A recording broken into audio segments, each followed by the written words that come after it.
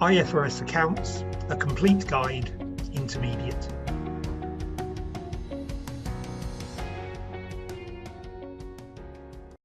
Hello, my name's David Potts. I'm delighted to be here to tell you a bit more about this Redcliffe live webinar, which is a 2-day webinar designed to provide you with a complete guide at how to prepare a set of IFRS accounts.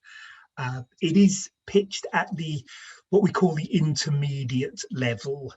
So we do presume that you've got good basic accounting knowledge.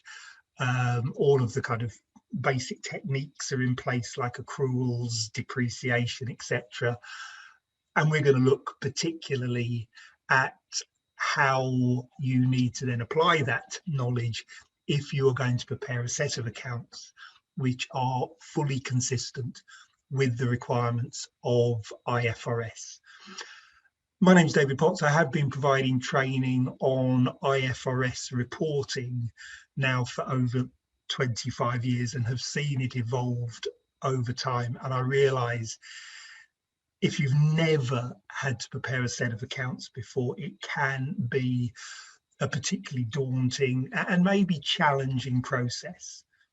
This 2-day course is designed to change it from being challenging and daunting to being seen as absolutely manageable. So the objectives of the webinar, looking at IFRS accounts, it is designed to be a comprehensive guide. Even though we have 2 days, you can't cover everything in full detail, but there are thousands of pages of guidance and implementation guidance. But I can give you a roadmap of, if you do need to get into any more detail at any time, where to look, what it means, what is its relevance, what is its significance, what is the context that you'll need to be thinking about when you apply those requirements.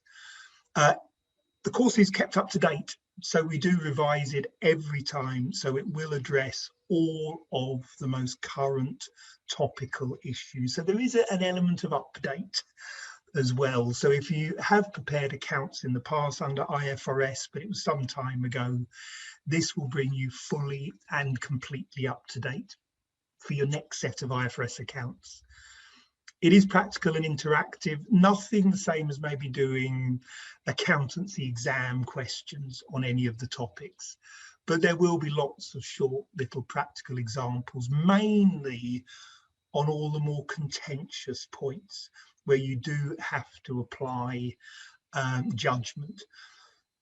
And I've just again repeated my just kind of really reminder of what I believe to be intermediate. You're a good accountant, you're familiar with how to prepare a set of accounts, and we're just going to focus on what the IFRS adds on top of that process.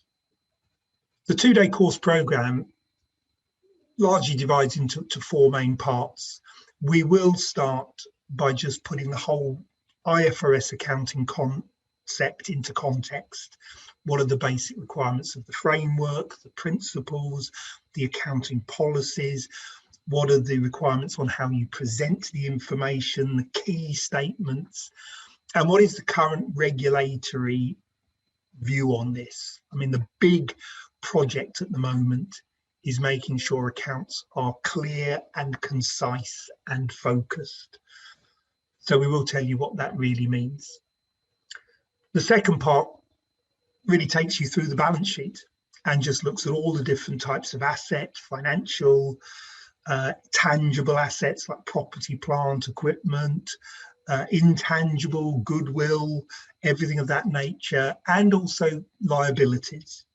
And we'll just summarise what are the requirements for all of those main headings: the valuation, impairments, other deductions, etc. The second day, we then move on and we concentrate on the income statement and looking at income and expenses, what you report in the income statement, anything which under IFRS accounting has to be reported separately as part of other comprehensive income, or OCI. But here we will look at some of the really hot topics as well, things like IFRS 15 on revenue recognition will come in, And we'll also look at cash flow statements, what you need to keep in mind to get a cash flow statement right under IFRS. What do we mean by cash? What do we mean by cash equivalents? And then just to pull it all together, in the final part, we will look again at the presentation requirements in more detail. And in particular, looking at the more detailed disclosures. What have you got to include? What shouldn't you be including? There has been a lot of concern about the excessive length and volume of a lot of IFRS accounting statements. And so I will look at examples of although you might feel you're fully complying, you're not doing it as well as you could be.